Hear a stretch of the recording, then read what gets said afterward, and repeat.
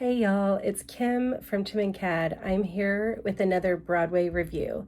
This time it's for the anticipated Chess the Musical revival. It just opened previews last night. I was there for first previews. We didn't get a little gift or a sticker, but here's the playbill from it.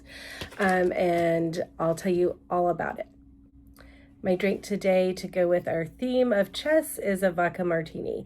Usually I like them dirty, but we'll do it this classic way, and I definitely wasn't going to do just a full shot of vodka. But here we go. Cheers. And let's get started. Okay, so if you're buying tickets for the show, you might be buying because of the headlining cast, which of course makes sense, as did I.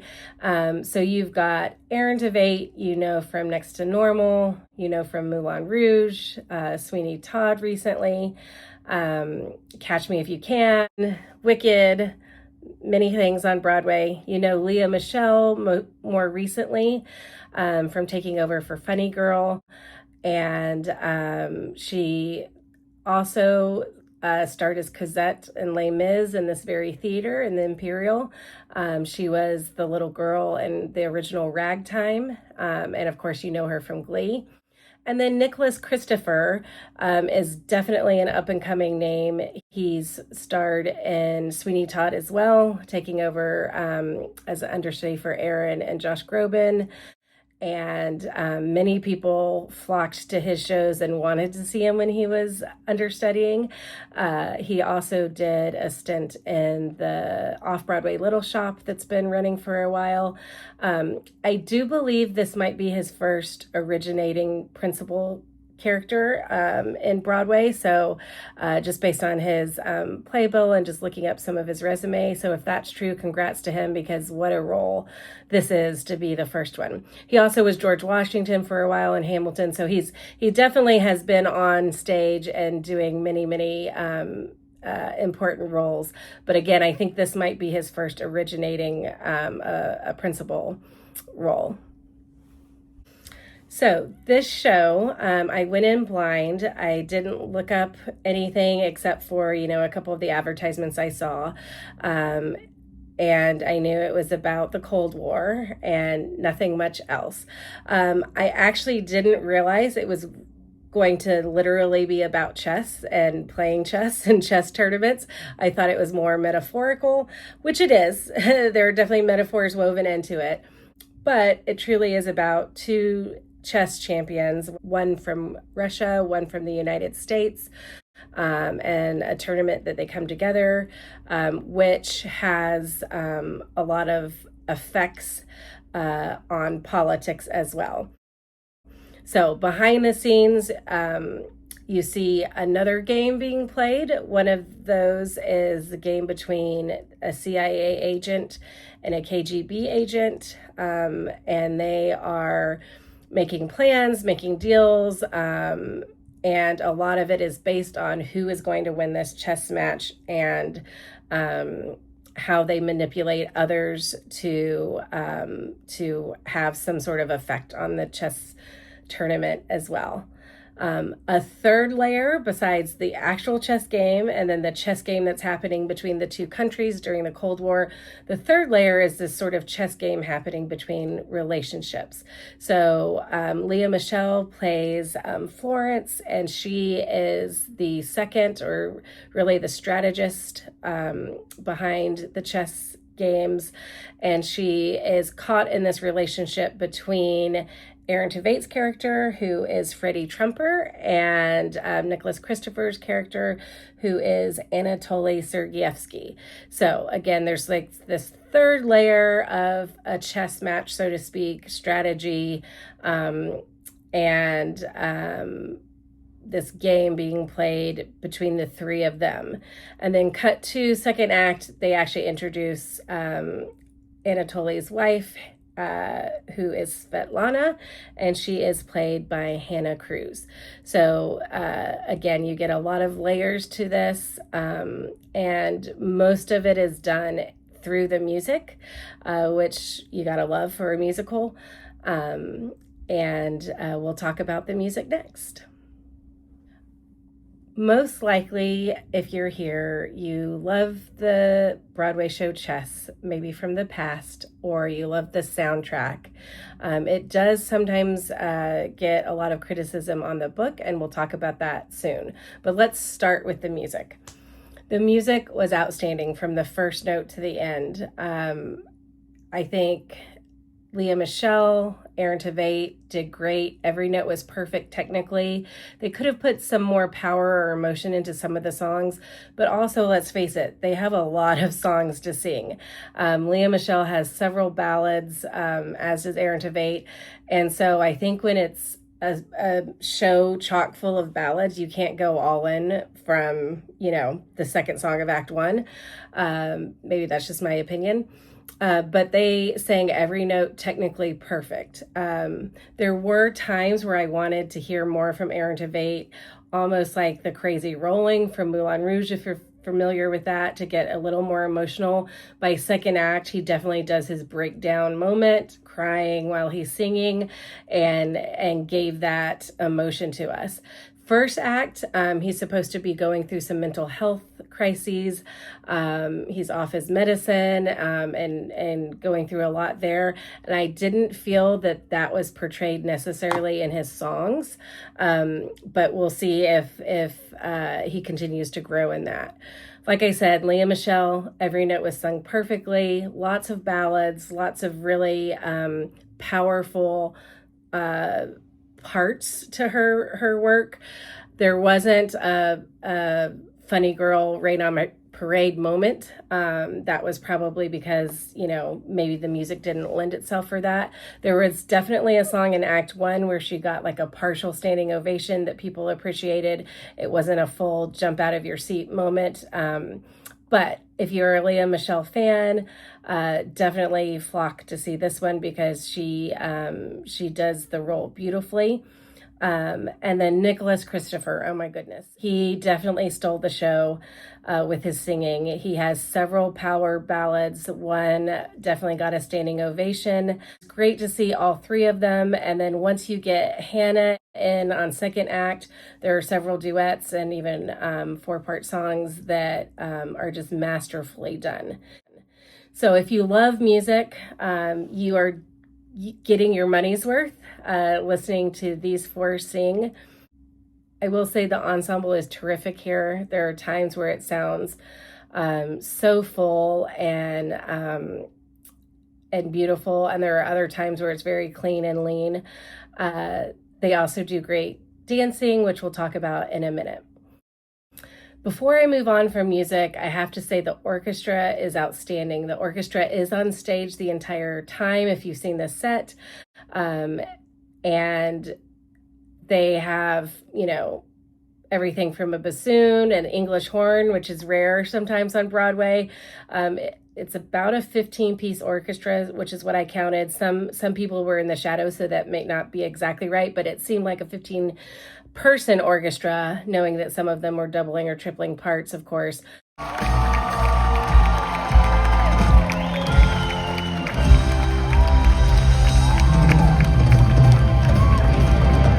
Interesting to watch the bass player because they went between an electric bass and of course a string bass, depending on the songs. And so you definitely get that 80s style music and you get the electric part to it, but then you also get every bit as much of, let's say, like a Sweeney Todd when they came out with that 27, almost 30-piece orchestra in the last revival. So if you're a music aficionado, just listening to the orchestrations alone and the musical aspects of it, meaning the musical instruments, is a treat.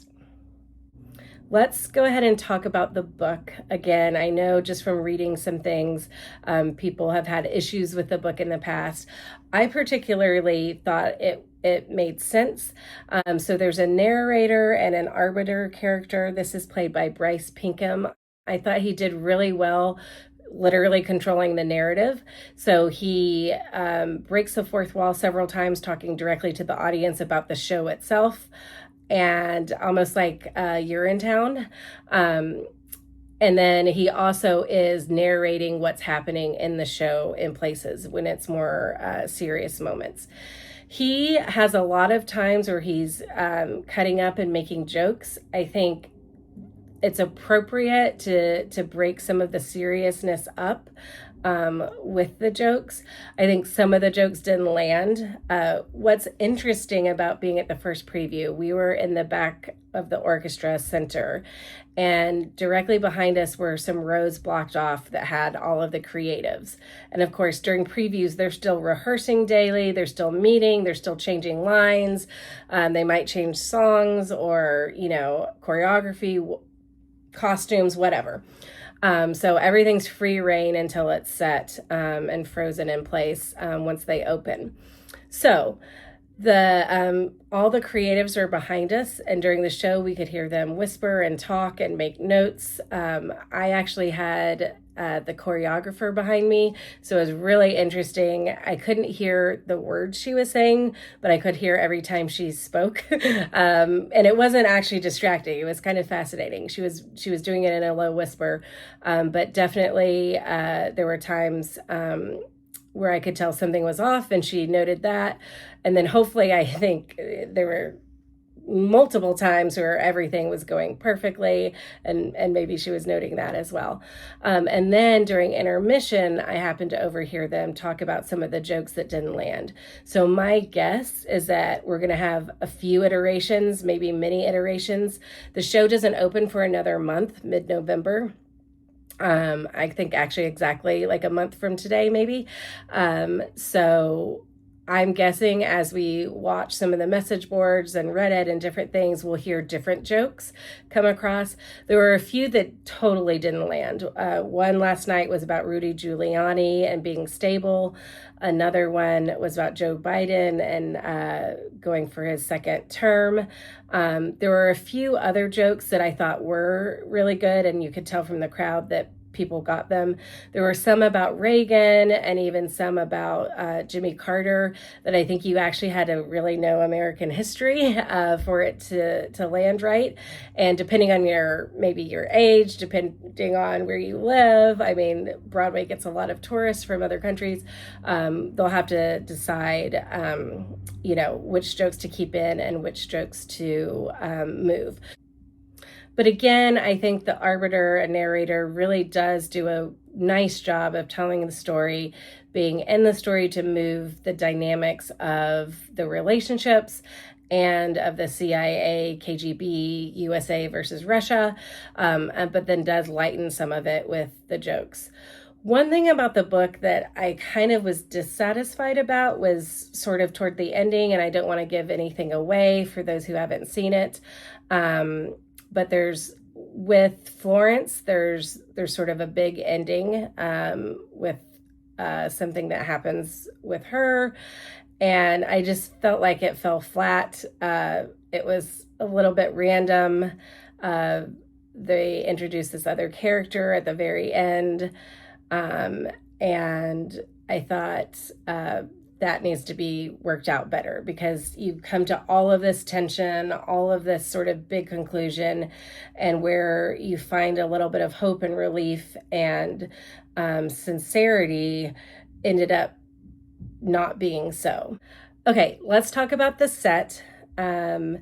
So you've probably seen, especially from my video or others, the set is staged with the band on stage. You have sort of these pillars across.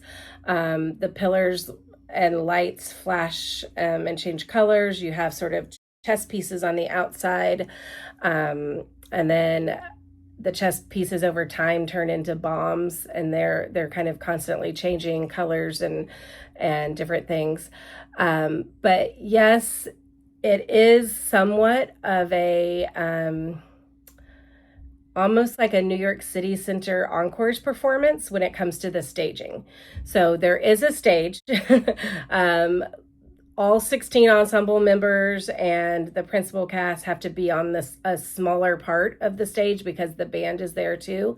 In the back of the stage, they do have video boards, and they very effectively use the video boards for the interviews of the chess players.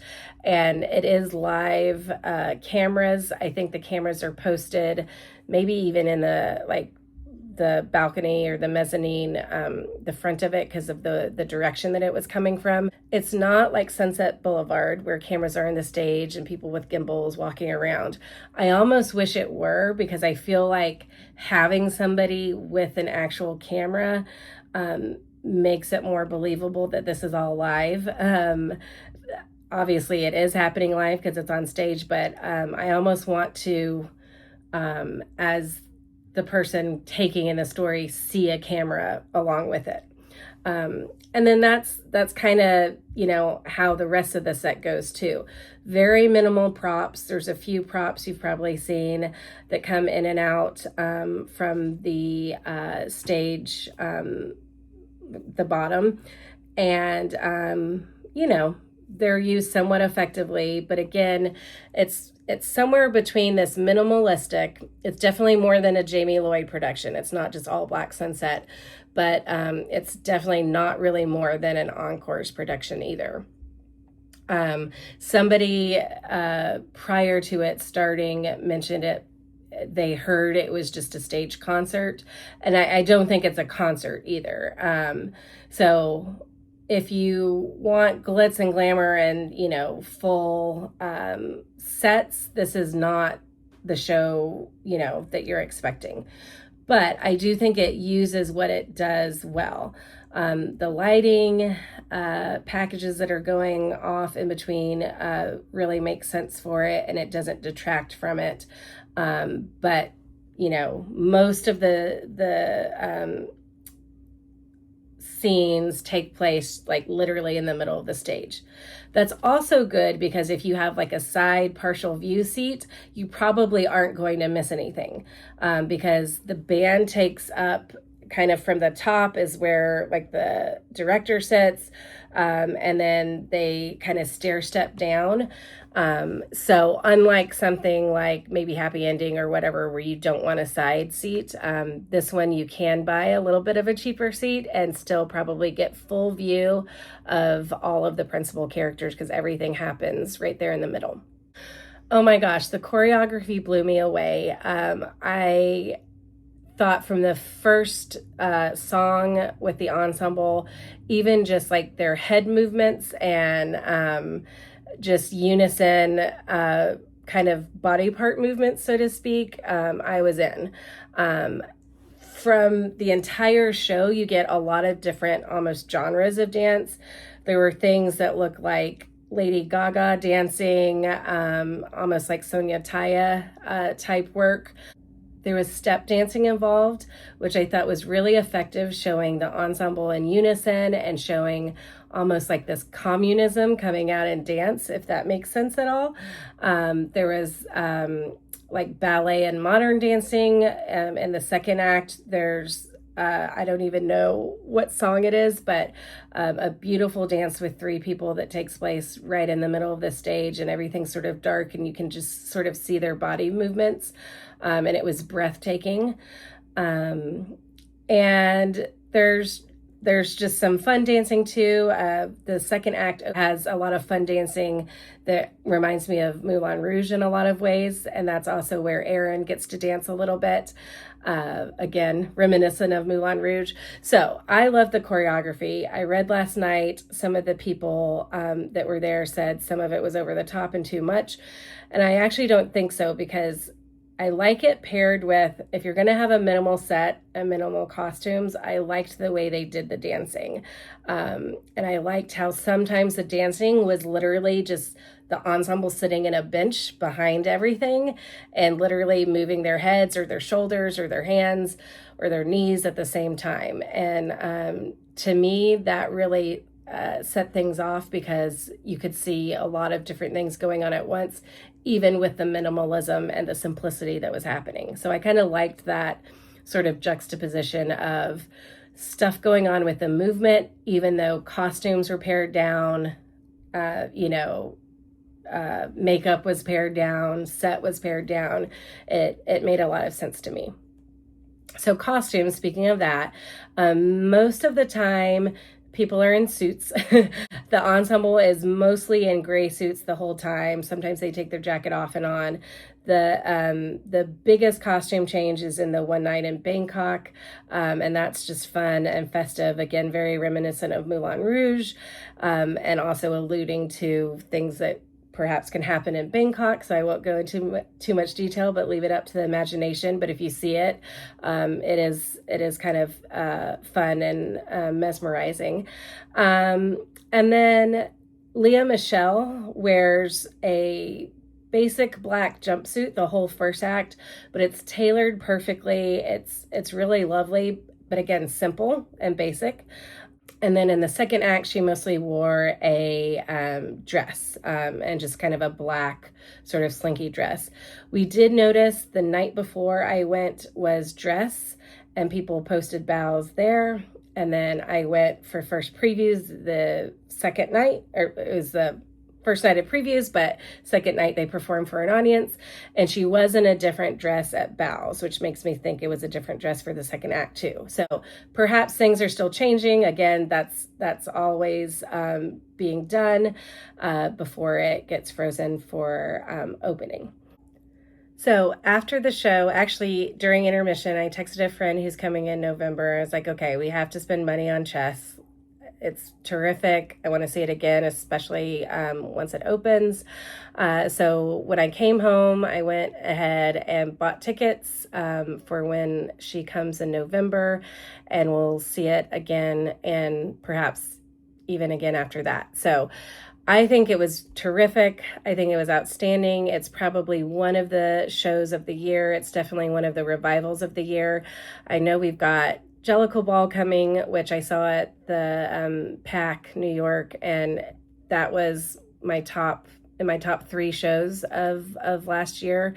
So that one's going to rival this, of course, for a revival. But I definitely think this one's going to be nominated for all the Tony nominations. We'll see who wins. This could be a Nicholas Christopher win. He definitely had great moments, especially with his singing, and I hope this has a great run. They've already announced an extension even before opening. At first they were going until March, and they've announced they're extending till May. Again, I'm sure they're looking for some Tony nominations and whatnot. But regardless of that, I think it was a terrific show. I'd never seen it, never really heard of it much before. The stars are powerhouses. They give you what you want. And it's a fun night at the theater for sure. With that, I just wanted to talk a little bit about the merch. So I bought this sweater. It's kind of like a sweatshirt / sweater. It's kind of an interesting material. But I liked it because it wasn't just like a hoodie like every show has. And it's getting to be a little bit chilly in New York right now. So this was a perfect one. It is kind of lined with like that fleece material, so it does keep you warm. On the back in white letters, kind of the smaller letters, it says a model of decorum and tranquility. Which is a line from the show. And of course, I always get magnets. So this one is similar to the playbill and some of the other posters. There were no cups. We just got the plain Schubert cup. Again, that might have been just because of the timing. So probably with a show like this and with these stars, my guess is cups are going to be coming soon. So I'll be looking for those updates. And when I see it again in November, we'll know. So cheers, everybody. Here's to Broadway, live theater. See it while you can. Hopefully you're able to come to New York, maybe during some of the holidays, and visit Chess and any other Broadway show. Cheers, and I'll see you next time.